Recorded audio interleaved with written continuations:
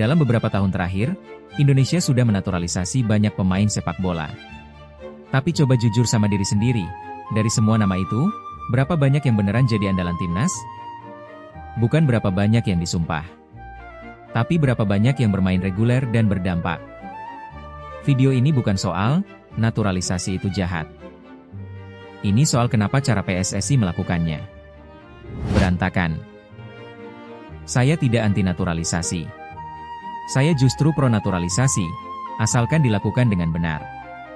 Masalahnya, pola yang saya lihat dari PSSI sekarang itu lebih ke, yang penting naturalisasi, bukan, naturalisasi pemain yang penting.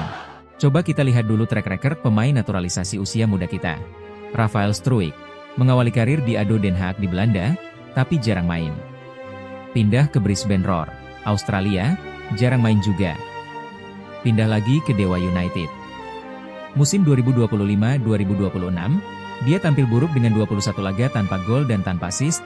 Di AFC Challenge League hanya 3 penampilan dengan 1 gol 1 assist dan gagal membawa Dewa United juara karena dikalahkan oleh Manila Tiger.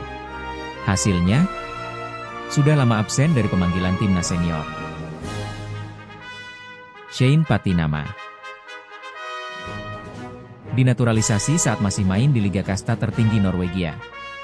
Habis itu turun ke KS Eupen, Belgia. Turun lagi ke Buriram United, Thailand. Sekarang di Persija, dan lagi-lagi, menit bermain minim, performa jauh dari ekspektasi awal. Tim Gaypens masih 21 tahun, sebenarnya dapat menit bermain yang lumayan di FC Emmen, kompetisi Belanda. Tapi malah memilih pindah ke Bali United turun kompetisi, di usia yang seharusnya jadi fase pematangan paling krusial dalam karir. Mungkin tim Gaypens lagi butuh uang. Here comes the money. Here we go. Money talk. Here comes the money. Jens Raven sempat jadi top skor ASEAN U23 2025 dengan 7 gol, tapi di Bali United musim ini cuma 24 kali main dan cuma sekali starter, 407 menit total, 1 gol 1 assist. Panggilan ke timnas seniornya pun ternyata karena jadi pengganti darurat Zylstra yang cedera. Saat Jens Raven dinaturalisasi, saya sudah punya feeling ini akan jadi sekedar naturalisasi tanpa urgensi. Dion Marks ke Persib. Oke, Persib juara Liga Indonesia, main di ACL 2. Tapi itu nggak mengubah fakta bahwa level kompetitif Liga Indonesia masih jauh di bawah liga-liga Eropa tempat mereka seharusnya berkembang. Anda tidak bisa berkembang hanya dengan bermain beberapa kali dalam semusim. Mungkin saat Persib main di ACL 2, Anda harus bermain di game yang kompetitif setiap tinggi karena pressure make diamonds. Keputusan yang sangat buruk diambil oleh Dion terutama mengingat usianya yang masih sangat muda. 5 nama, sebenarnya masih banyak lagi. Pola yang sama persis. Pemain muda, naturalisasi, lalu pindah ke Liga Indonesia kompetisi yang levelnya jauh di bawah tempat mereka sebelumnya. Ini bukan kebetulan. Ini pola sistemik. Sekarang, mari kita bahas 2 nama terbaru yang baru aja disumpah jadi WNI, Mitchell Bakker dan Luc Vickeri. Mitchell Bakker, 19 tahun. Karir seniornya, Universitas Georgetown, kompetisi NCAA, Liga Kampus di Amerika. Dia memang baru dipilih Colorado Rapids lewat MLS Super Draft, tapi belum pernah tampil di level profesional penuh. Luc Vickeri bermain di kompetisi Australia, juga bukan level yang bisa dibilang kompetitif secara internasional. Ini bukan soal menghina mereka sebagai pemain. Ini soal, apakah level kompetisi mereka saat ini cukup untuk membenarkan status pemain naturalisasi prioritas timnas senior? Yang bikin ini makin aneh, ada pemain lain yang levelnya jauh lebih tinggi, dan sama-sama punya darah atau keterkaitan Indonesia. Reno Muns lahir di Jakarta. Bek tengah, 20 tahun, main di KVC Westerlo Liga Utama Belgia.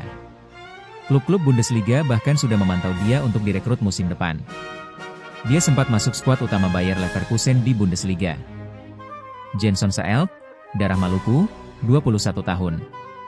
Produk Akademi PSV Eindhoven. Pernah main di Championship Inggris bareng Sunderland, kompetisi yang jauh lebih ketat dari Liga Indonesia, lalu dipinjamkan ke Wolfsburg, klub Bundesliga.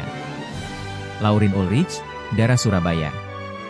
Bahkan sudah pernah debut di tim utama Bundesliga bareng VfB Stuttgart musim 2022-2023.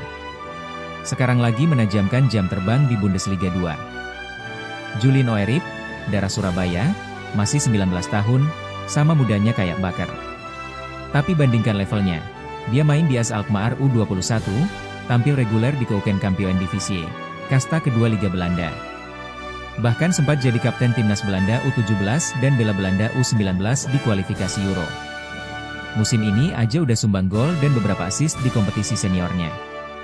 Usia sama-sama 19, tapi jam terbang dan level kompetisinya beda jauh. Naturalisasi jangka pendek itu oke-oke aja selama dibarengi investasi ke akademi. Dengan target jelas, 5-10 tahun lagi, pemain lokal gantiin slot naturalisasi. Jepang dan Korea Selatan lewatin fase ini dengan roadmap yang jelas. PSSI? Sampai sekarang nggak ada timeline, nggak ada target, cuma, kalau kurang tajam, naturalisasi lagi. Biar video ini nggak satu arah doang, nggak semua naturalisasi gagal. Jai Idzes, Ula Romeni, Kevin Dix itu bukti standar tinggi bisa berhasil. PSSI juga kerja di bawah tekanan deadline kualifikasi, jadi nggak selalu bisa, sabar nunggu yang terbaik. Dan buat pemain kayak Michel Bakker atau Fikri sendiri, pilihan pindah ke Indonesia itu masuk akal secara personal. Tapi, keputusan yang masuk akal buat individu pemain, belum tentu jadi strategi yang sehat buat federasi. Itu yang harusnya jadi concern utama PSSI. Solusinya menurut saya simpel. 3 hal, standar level kompetisi yang jelas, minimal kasta 2 liga top Eropa, bukan liga kampus. Prioritaskan yang udah proven, bukan yang masih berpotensi, dalam arti regular menit bermain di klubnya jangan hanya asal ada darah Indonesia. Bukan berarti punya darah Indonesia layak membela timnas Indonesia kita harus punya standar yang tinggi. Dan roadmap terbuka ke publik, termasuk soal investasi akademi, dan alasan kenapa pemain dipilih. Intinya, naturalisasi itu bukan musuh.